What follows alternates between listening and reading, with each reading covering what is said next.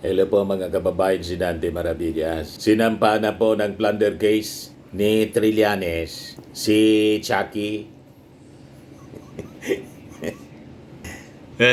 Trillanes, magsasampa ng plunder versus BP Duterte ngayong Miyerkules. Sinampa na po.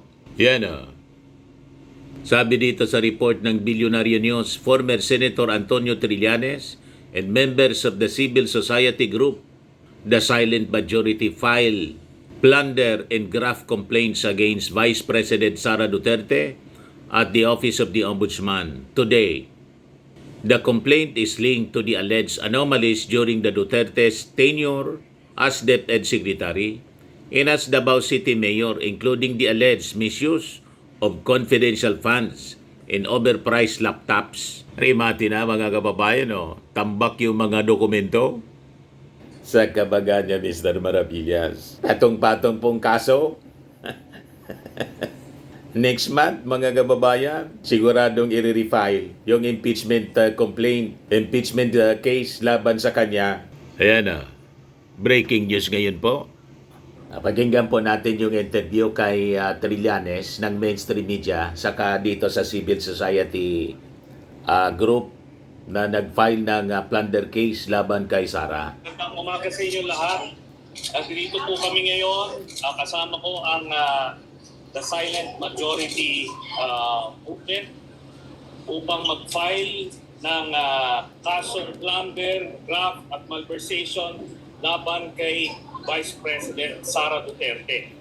At ang magpapaliwanag nito ay ang Presidente at founder ng TSM na si Ms. Dulcie Acosta. Magandang umaga. Kami po ng The Silent Majority, Silent No More Organization ay kaisa ni former Senator Trillanes sa pagsampa ng reklamo laban kay Vice President Sara Duterte sa Ombudsman. Bilang civil society organization na ang hangarin ay ang pag-unlad ng Pilipinas sa pamamaraan ng maayos, tapat, makatarungan, makatao at patas na pamamahala. Tungkulin namin na panagutin ang mga opisyal na nagkakasala sa bayan.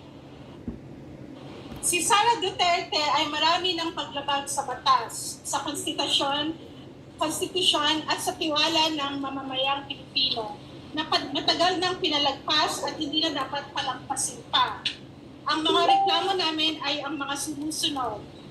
1. Plunder and malversation of 650 million pesos in confidential funds of the OVP and DepEd. This includes the charges already included in Ramil Madriaga's affidavit. Number 2. Plunder and malversation of 2.7 billion of Davao City's confidential funds when she was mayor. Number 3. Graft and malversation of 8 billion pesos worth of overpriced laptops when she was DepEd Secretary. Number 4. Graft and gross incompetence due to the more than $12 billion pesos of COA disallowances in DepEd when she was DepEd Secretary. Number 5, graft due to the 7 billion unliquidated cash advances when she was DepEd Secretary. Number 6, graft and gross incompetence because only 92 classrooms were constructed out of a supposed target of more than 6,000 classrooms. Number 7, ill-gotten wealth and non-declaration in her salad of more than 2 billion pesos of deposits and other assets. Number 8, bribery and corruption because she received money from a drug lord several times while she was mayor of Davao City. Number 9, unfit to hold public office and betrayal of public trust due to the 2 incidents of public meltdowns while threatening to kill President Marcos. Ang kadalasang depensa ng mga taga-suporta ni VP Supports Duterte ay na yung 650 million confidential funds na kinu-question sa kanya ay barya lang kumpara sa mga nakuha sa mga maaangamayang flood control projects. Pinapakita ng complaint na ito na una, ang kabuuang halaga ng mga nilimas o niwaldas ni Sara Duterte ay maihahanay sa mga pinakamalalaking flood control scandal. Kaya karapat-dapat na bigyan ito ng parehong pagsusuri. Pangalawa, na ang paglustay ni Inday ay pattern of behavior mula pa nung Vice Mayor siya ng Davao City na nadala niya sa pagiging presidente. Pag-uugali na nakakabahala sa pagpapatuloy niya sa kanyang posisyon bilang pangalawang pinakamataas na opisyal ng bansa. Maraming salamat po. Or doon po sa plunder complaint, ano po yung marami tayo confident na sa kasi mas mataas po yung test po ng plunder. Every one time po sa plan. Ano po yung gano'n tayo confident and what evidence do we have against the Vice President? We are very confident na masasakop ito ng plunder, ng elements ng plunder charge. Ito ay supplemental lang, Pandarambong po. 650 million pesos confidential funds. Supplemental doon sa na-file na ng mga civil society organizations noong December. Ang kaibahan lang nito ay nadagdagan ng mga aligasyon ni Mr. Ramil Madriaga. So, lahat ng mga dokumentong na-attach doon sa unang na-file plus yung idinagdag namin ngayon, ito ay magbibigay ng very solid case against Sara Duterte. At lahat ito ay mga certified true copies ng mga official documents. Kaya confident tayo na makukuha ito. At bukod pa riyan, marami pang iba pang mga charges ng draft na napakaliwanag na violation ni Sara Duterte. Sir, ang allegations of back-back funds, what's the So dito nga natin makikita kasi ito nung lumabas ng Quadcom hearings, hindi nabigyan ng emphasis. Sa sobrang dami ng mga anomalya, hindi nabigyan ng emphasis.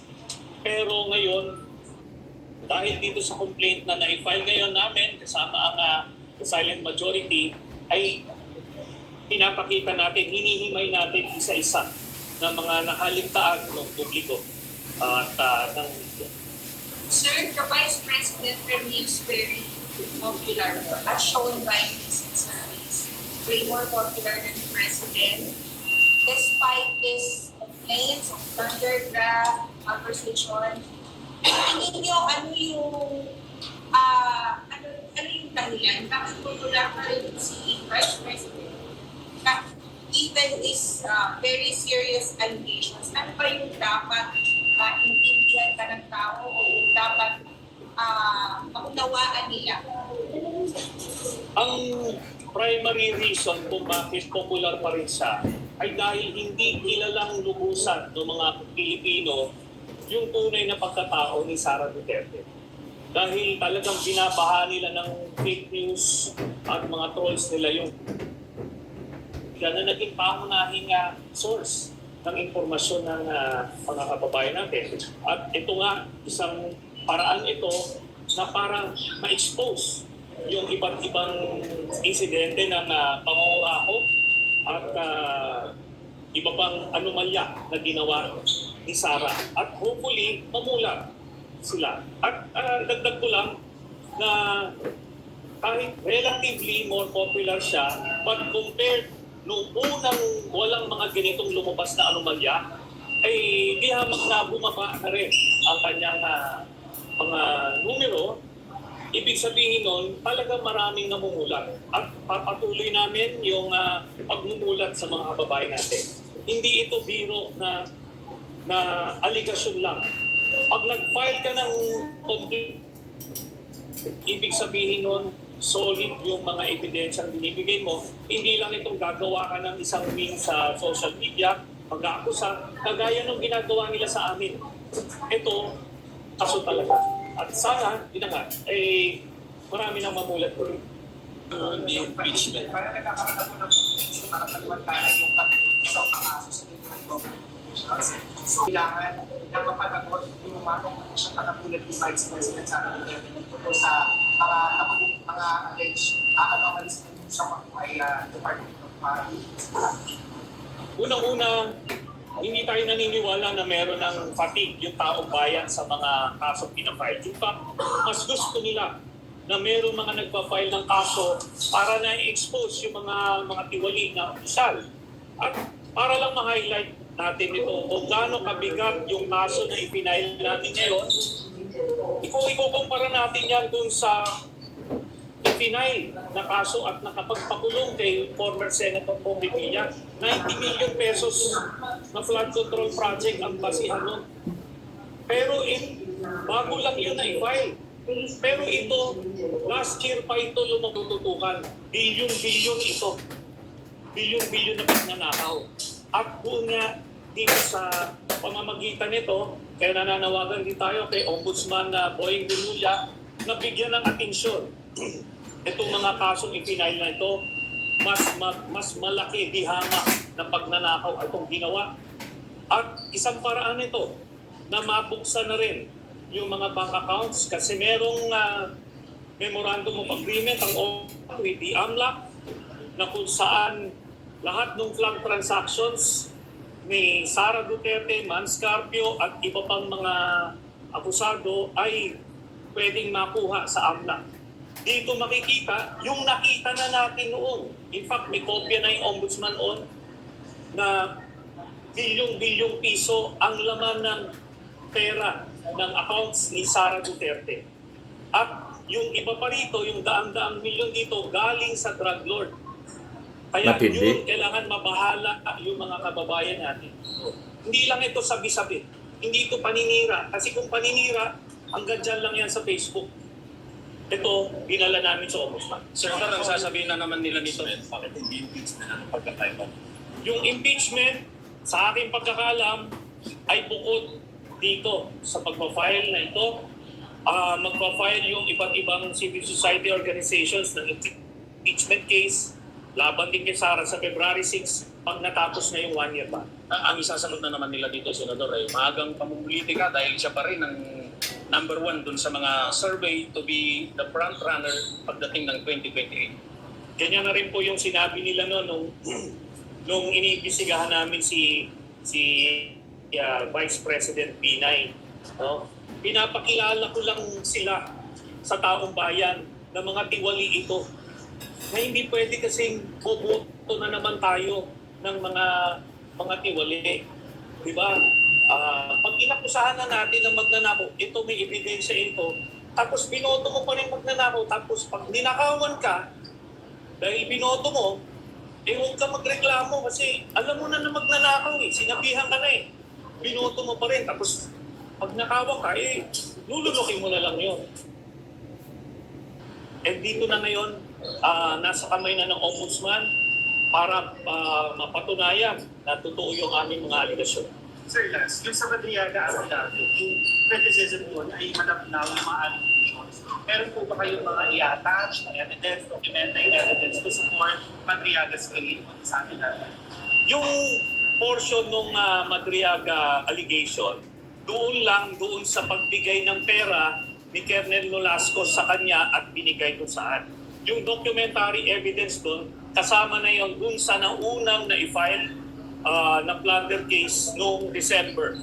Kasi yun yung mga Mary Grace Piatos at kung anong mga anomalous spurious documents na ginamit para i-clear yung confidential funds na yun. Yung confidential funds ni Sara na kasama sa aligasyon namin dito, 2.7 billion pesos yon nung siya ay mayor. So nagsimula yung nakawan nung mayor pa lang siya. Kaya makikita nyo yun, pag i-match nyo yun dun sa bank accounts niya, talagang sakto. At meron pang dagdag kasi nga tumatanggap sila sa isang drug lord. Sir, for Saan eh? sir, bakit ang mapanagot? Bakit kailangan na patuloy yung bank accounts? Napakahalaga na mapanagot itong si Sara Duterte kasi bukod sa mas nauna na itong mga aligasyon na to, last year pa to sa Quadcom, hindi pa umuusad. Itong kay Senator Pong Revilla, linggo lang ang binilang.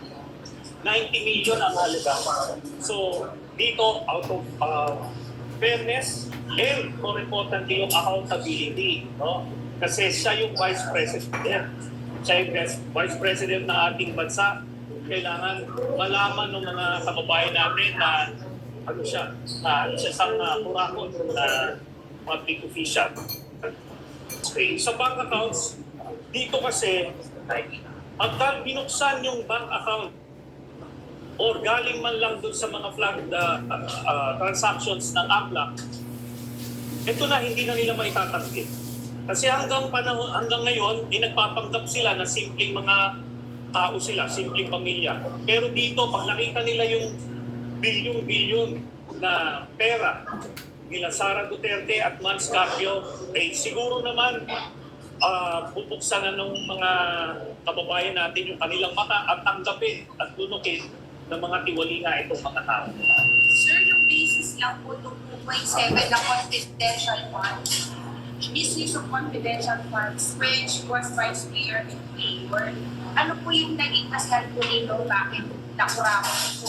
Allegedly nakurakot po confidence na. Kasi I understand yung House inquiry only covered confidential funds niya as VP and Deputy Secretary. Meron ng earlier notice of disallowances dahil ghost employees ang ginagamit nilang pang-clear nitong confidential funds. Meron mga COA reports. Accordingly, ni-report na ito sa media. Open source na ito. Tapos meron ding mga statements si Edgar Matubato at meron pa siyang payslip na isa sa mga ghost employee ng Davao City. So, kahit mag-random check tayo, 11,000 employees ang ginagamit nila pero mga non-existent. Parang mga Mary Grace Piatos din. Parehas ang modus. Modus ng Mary Grace Piatos. Ayan po yung interview ng mainstream media. Published ngayon lang po ng Philippine Daily Inquirer ang pag-file ng plunder case laban kay Sara Duterte. So patong-patong po na kaso ang kinakarap ngayon ni Sara. Sabi ni Trillanes, they're hoping na sa pamamagitan nitong kaso, mapag-uusapan at mapanagot mga kababayan si Sara Duterte. At saka, maging aware yung mga tao na si Sara po ay isang kurakot. Kaya niya popular na popular, sabi ni Trillanes, kasi hindi pa napapanagot. So, importante niya na mapanagot. At saka yung mga tao, ma-educate sila tungkol sa pagkatao ni Sara na tatakbo sa pagkapangulo. Yan niya, Mr. Maravillas, ang tingin mo rito. Tulad po, sigurado ang aabutin nito ni Sara. Di ba, panahon ni dating BP Binay? Very popular si Binay, mga kababayan, si Jojo Binay. Nang kasuhan, nadurog po, talo. Ganon din malamang ang direksyon na tatahakin mga kababayan ni Sara Duterte. But anyway, abangan na lang natin ang magiging reaction ng kampo ng mga Duterte, lalo na po ni Sara, sa plunder case na final ngayon sa Ombudsman ni Trillanes at saka po ng Civil Society Group. Ako po si Dante Maravillas. Bye-bye po. God bless.